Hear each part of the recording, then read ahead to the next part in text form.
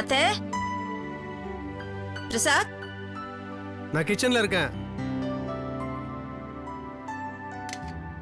கிச்சன்ல உனக்கு என்ன வேலை? அத்தை எங்க? அம்மா கோயிலுக்கு போயிருக்காங்க. அதனால நானே டீ போட்டுட்டு இருக்கேன். சரி விடு, நான் போட்டு தருவா.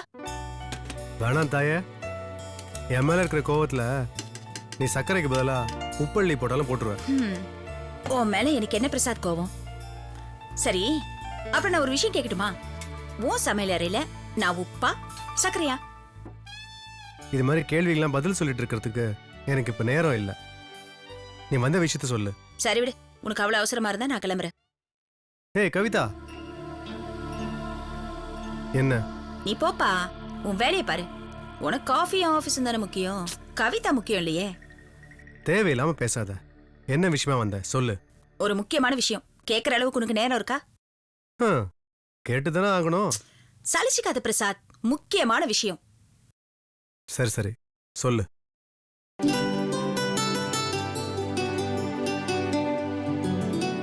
பிரசாத், நான் மறுபடியும் அந்த அட்வர்டைசிங் கம்பெனியை ரீஃபார்ம் பண்ணி பெரிய அளவுல நடத்துறதா முடிவு பண்ணிட்டேன்.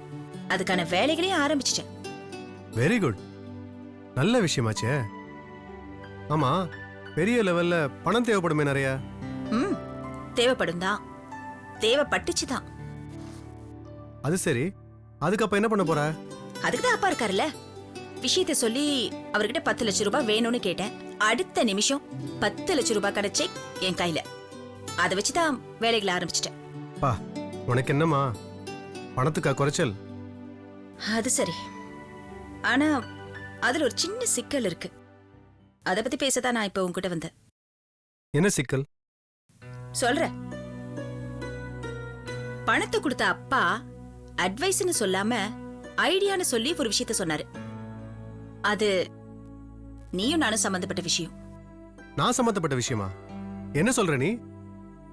கணவன் மனைவி 2 பேருமா சேர்ந்து ஒரு நிர்வாகத்தையோ ஒரு கம்பெனியோ நடத்தினா அது குடும்பத்துக்கான பாதுகாப்பு அப்படிங்கிற தொனில ஆரம்பிச்சு நீயும் நானும் சேர்ந்து இந்த கம்பெனியை நடத்துறோம் அப்படின்னு முடிச்சாரு. அதுக்கு நீ என்ன சொன்ன? எனக்கு யோசிக்க கொஞ்சம் டைம் கொடுங்கப்பான்னு சொன்னேன். அப்படி என்னதான் யோசிச்ச? எனக்கு அதுல உடன்பாடு இல்ல பிரசாத்.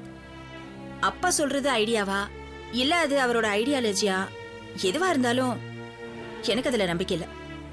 கணவனும் மனைவியும் ஒரே வீட்ல இருக்கலாம், ஆனா ஒன்னா சேர்ந்து தொழில் பண்ணோன்னு எந்த நிர்பந்தமும் இல்ல. இப்போ நான் அந்த கம்பெனிக்கு எம்டி, அப்போ உனக்கு என்ன போஸ்டிங்? அதுல வரோல பிரச்சனை. இந்த மாதிரி சின்ன சின்ன மனஸ்தாபங்கள் ஒரு காலகட்டத்துக்கு அப்புறம் ஈகோவா மாறி குடும்பத்தையே காவு வாங்கிடும்.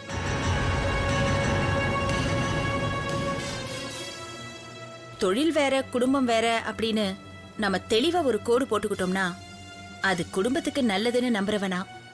நீ என்ன சொல்ற? இதுல நான் என்ன சொல்றது?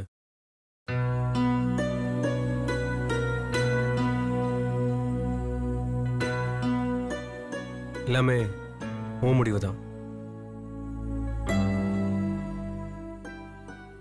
பிரசாத், நான் உன்னையும் இழக்க விரும்பல, தொழில் ரீதியாவும் நமக்குள்ள சிக்கல் வர விரும்பல. சரி, அதுல நான் தலையிடவே மாட்டேன். அது உன் இஷ்டம். உனக்கு எப்பாவது உதவி தேவைன்னா உன் கூட நான் நிற்பேன். வேண்டாம் பிரசாத். ஒரு கோடு போட்டதுக்கு பிறகு அந்த கோட்டுக்குள்ளதான் நாம நிக்கணும். நம்ம 2 பேரும் வேலை முடிஞ்சு வீட்டுக்கு வந்த பிறகும் குடும்பத்தை பத்தி தான் யோசிக்கணும், தொழிலை பத்தி யோசிக்கவே கூடாது. சரிம்மா, இப்படி ஒரு கண்டிஷனா? கட்டுப்படுறேன். கவிதா சொன்னது தானே, வேற என்ன? பிரசாத், எனக்காக நீ ஒரு உதவி செய்யணும். என்ன?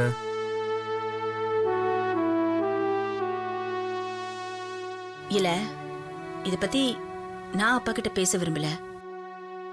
அதனால நாம பேசின விஷயத்த நீ அப்பா கிட்ட சொல்லிட ப்ளீஸ்.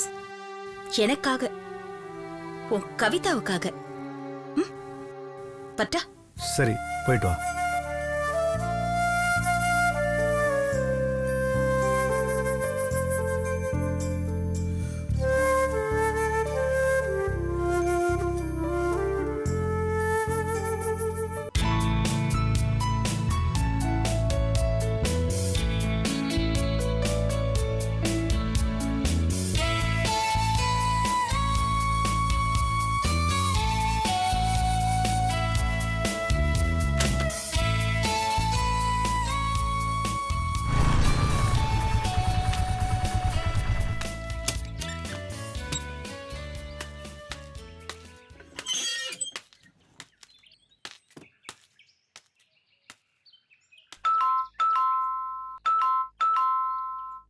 Yes, come in.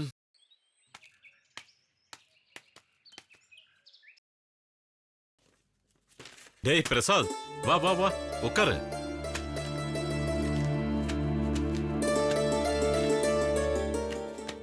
என்ன மாமா, கோர்ட்டு கிளம்பிட்டு இருக்கீங்களா? ஆமா பிரசாத், முக்கியமான ஒரு கேஸ்ரா. அதுக்கு நான் தான் போய் ஆகணும்.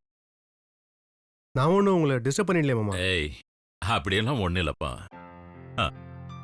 உன்னை பார்க்கறதும் உன்னோட பேசுறதும் எனக்கு எப்பவுமே சந்தோஷம்தாப்பா. வீட்டில் அத்தை வேற யாரும் இல்லையா மாமா? அத்தை ஆஃபீஸுக்கு போயிட்டா, அருண் ஹாஸ்பிட்டலுக்கு போயிட்டான், கவிதா அவ வேலையா வெளில போயிருக்கா. அந்த வேலையை பத்தி அவளா உங்ககிட்ட பேசுவா. ஓ, அப்படியா மாமா? ஆமா பிரசாத், அத பத்தி நான் பேசினா நல்லா இருக்காது. உனக்கு தான் தெரியுமே கவிதா பத்தி. எந்த முடிவு எடுத்தாலும் அவ தான் எடுப்பான்னு. அது தெரியும் மாமா. ஆனா அப்படி என்ன முக்கியமான வேலை? அந்த வேலையை பத்தி நீங்களே உங்க வாயால சொல்லக்கூடாதா? அவளா சொல்லட்டுமேன்னு பார்த்தேன். நீ என் வாயால தெரிஞ்சுக்கணும்னு ஆசைப்படுற. ஒன்னும் இல்லப்பா, அவ கொஞ்ச நாளாவே வீட்டுல ஐடலா இருந்துட்டா இல்ல, அது அவளுக்கு ரொம்ப கஷ்டமா இருந்திருக்கு. அதனால அவ திடீர்னு வந்து என்கிட்ட கேட்டா. அப்ப நான் பழையபடியே திரும்பி ஆட் ஏஜென்சி ஆரம்பிக்கலான்னு இருக்கேன். அதே இன்னும் கொஞ்சம் பெருசா பண்ணலான்னு ஆசைப்படுறேன் அப்படின்னு சொன்னா. ஓ, அப்படியா மாமா? உனக்கு தான் தெரியுமே என்னை பத்தி. கவிதா ஆசைப்பட்டு கேட்டு ஏதாவது நான் இல்லைன்னு சொல்லியிருக்கேனா? சின்ன வயசுல இருந்து அப்படித்தானே நான் அவளை வளர்த்தேன். இப்பவும் ஆசைப்பட்டுட்டா. நல்ல விஷயம் தானே. எவ்வளவுமா செலவாகும்னு கேட்டேன். 10 லட்சம் ரூபான்னா. நான் சம்பாதிக்கிற பணம் யாருக்கு பிரசாத்? என் பொண்ணுக்கும் பையனுக்கு தானே. உடனே 10 லட்சம் ரூபாய் செக்கு கொடுத்துட்டேன். அதை வாங்கிட்டு போய் வேலையை ஆரம்பிக்கிறதுக்கான ஏற்பாடுகளை பண்ணிக்கிட்டு இருக்கா. ஓ, அப்படியா மாமா? என்ன பிரசாத், அப்படியா அப்படியான்னு உனக்கு சம்மதம் இல்லாத மாதிரி கேக்குற? அதான் ஆரம்பத்திலே உங்ககிட்ட சொன்னேன், கவிதா இத பத்தி உங்ககிட்ட பேசுவான்னு. ஏன்னா நான் கவிதா கிட்ட ஒரு விஷயம் சொல்லியிருக்கேன். என்ன விஷயம் மாமா? அதையும் நீங்களே சொல்லிடுங்க. எல்லாத்தையும் என்கிட்ட இருந்து தெரிஞ்சுக்கணும்னு ஒரு முடிவோட இருக்க பிரசாத். கவிதா கம்பெனின்னா அது அவளோட இது மட்டும் இல்ல, உன்னோடதும் தான். அதனால உன்னோட வேலையை ராஜினாமா பண்ணிட்டு கவிதாவோட சேர்ந்து அந்த கம்பெனியை சிறப்பா நடத்துங்க. அது எப்படி மாமா சரியா வரும்? ஏன் பிரசாத், ஏன் சரியா வராது? வராது மாமா. டேய், நீ அவளை கல்யாணம் பண்ணிக்க போறவன். புருஷன் பொண்டாட்டி 2 பேரும் சேர்ந்து நடத்துனீங்கன்னா உங்களுக்கு தானே நல்லது. 2 பேரும் ஒருத்தர ஒருத்தர் கலந்து பேசி முடிவுகளை எடுக்கலாம் இல்லையா? இல்லை மாமா, அது தப்பு. அவ வேலையை அவ பார்க்கட்டும். நான் இப்போ என் வேலையை விடவும் முடியாது, அவளோட சேர்ந்து ஒர்க் பண்ணவும் முடியாது. அவங்கவுங்க வேலையை தனித்தனியாக பார்த்துக்கிட்டுமே.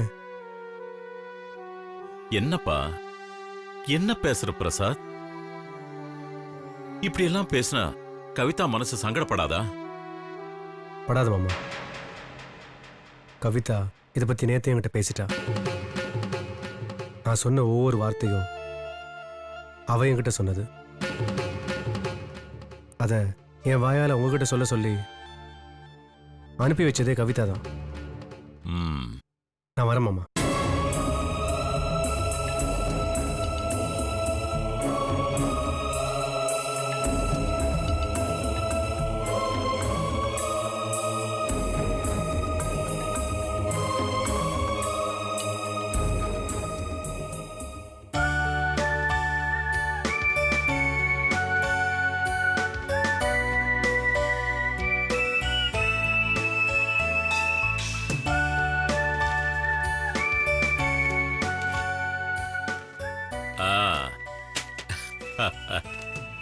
என்னம்மா வேலையெல்லாம் நடந்துகிட்டு இருக்கா?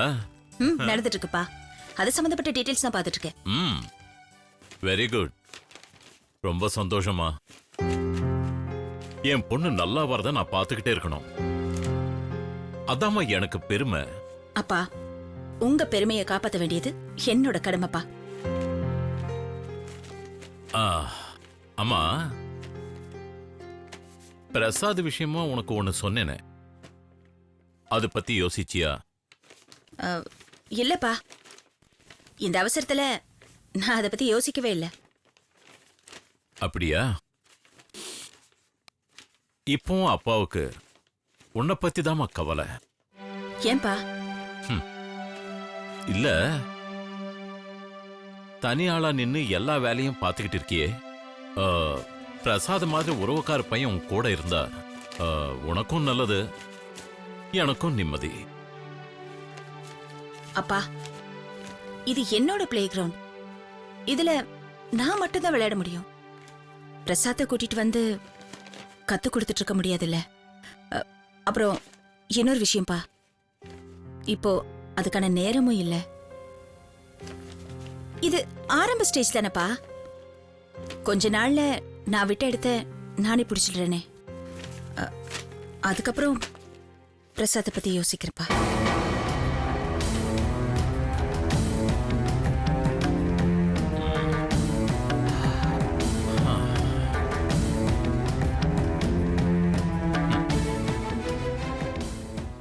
இந்த காலத்து பிள்ளைங்க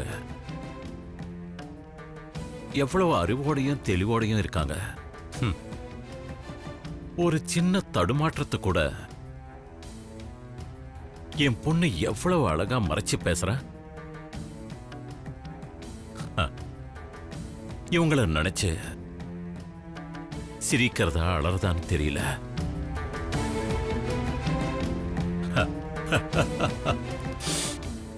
இப்போதைக்கு சிரிச்சிருவோமே.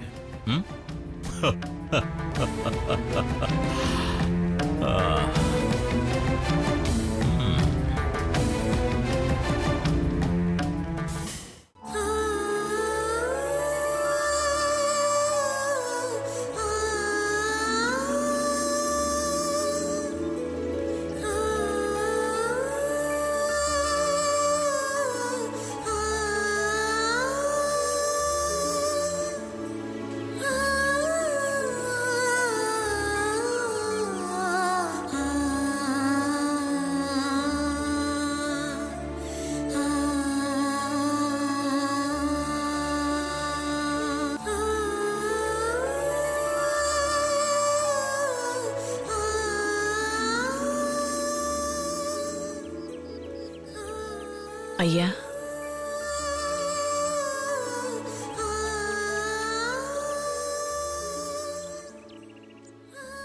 ஐயா, இத்தனை வருஷத்துல இந்த வீட்டுக்குள்ள எவ்வளவோ பிரச்சனைகளை நீங்க தனியாவும் நான் தனியாவும் நாம 2 பேரும் சேர்ந்தும் சந்திச்சிருக்கோம். ஆனா ஒரு நாள் கூட நீங்க என்கிட்ட பேசாம இருந்ததில்ல. ஆனா இப்ப நீங்க என்கிட்ட பேசுறதே இல்ல.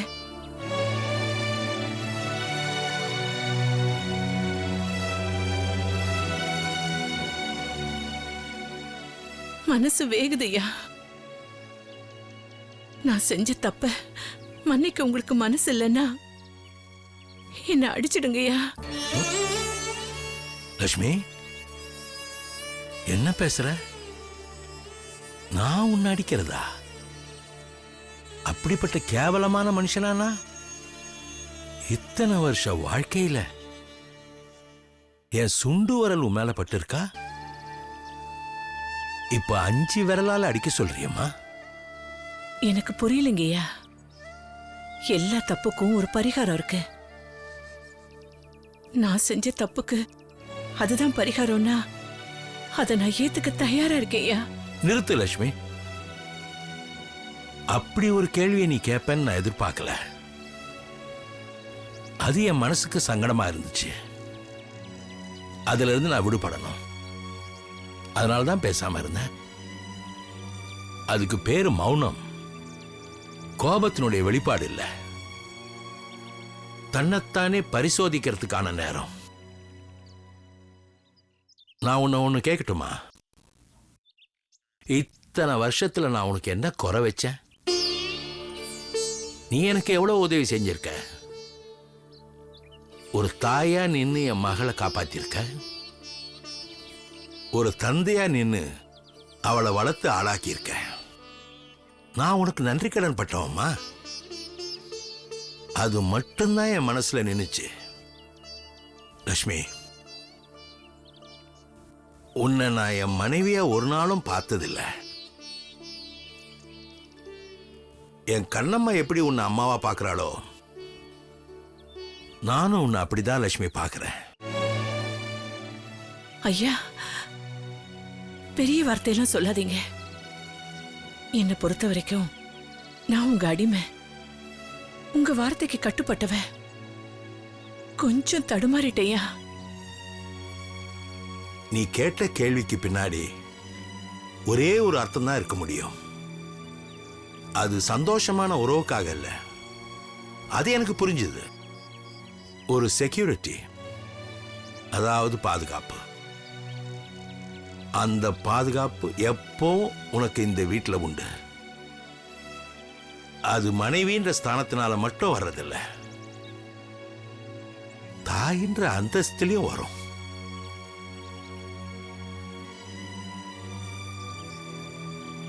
ஐயா, சின்ன வயசுல படிச்சது ஆசைதான் துன்பத்துக்கு காரணம்னு, அந்த வயசுல படிச்சத இந்த வயசுல மறந்துட்டேனேயா. பரவாயில்ல லட்சுமி, நடந்தது நடந்து போச்சு. மகாபாரதத்துல தனக்கு வாரிசே இருக்கக்கூடாதுன்னு பீஷ்மர் கல்யாணம் பண்ணாம வாழ்ந்தாரு. ஆனா நான் எனக்கு ஒரு வாரிசு இருக்கிறதுனால கல்யாணமே பண்ணாம வாழணும்னு முடிவு பண்ணிட்டேன். வாழ்ந்துட்டு இருக்க. உறவுன்றது தாலி கயிறால மட்டும் உருவாகிறது இல்லம்மா, பாசன்ற அன்பு கயிறாலையும் உண்டாகும். இப்ப புரிஞ்சுக்கிட்டேயா வாழ்க்கைய. இனி தடுமாறவும் மாட்டேன்.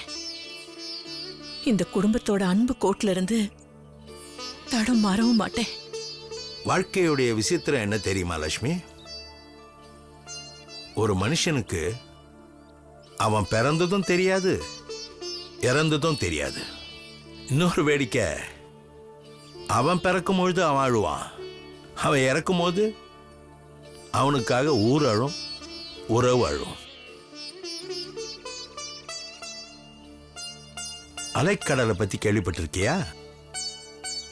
ஒரு அலை ராஜா அலைன்னுவாங்க, ஒரு அலை ராணி அலைன்னுவாங்க. ஒண்ணுக்கு பின்னால ஒண்ணு வரும். ராஜாவால ராணியும் பிடிக்க முடியாது, ராணியால ராஜாவையும் பிடிக்க முடியாது. ஒருத்தர் ஒருத்தர் பிடிச்சிட்டாங்கன்னா அலை ஓஞ்சிடும். அலை ஓஞ்சிட்டா கடலுக்கு அழகில்லை.